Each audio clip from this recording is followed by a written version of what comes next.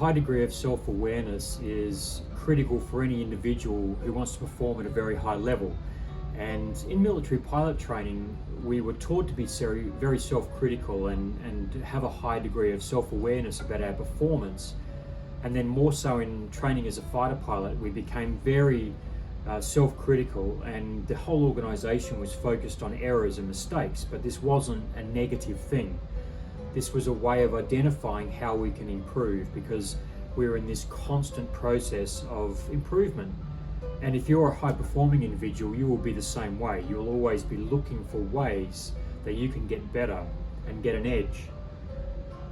The changeover into a new calendar year often brings us this opportunity for a fresh start and a new year. We often are aware of what the things are that we need to change, but what falls down is the how. How do we do this? And by February or March, our goals are kind of probably in the waste bin, and we've relapsed back into our old ways. So that's how the coaching process helps. Coaching process helps create that permanent behavioral change.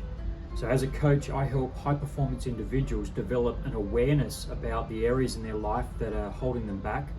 We develop a pathway ahead, which importantly is their pathway. It's not something that I recommend, but they build this for themselves. And then finally, I encourage and maybe add some gentle pressure at times to make them accountable for the change that they know they need to make. If you'd like to learn more about the coaching process and how it might be able to help you make 2022 a very strong year for personal growth, please don't hesitate to contact me. Hope you have a fantastic 2022, and I wish you a happy new year.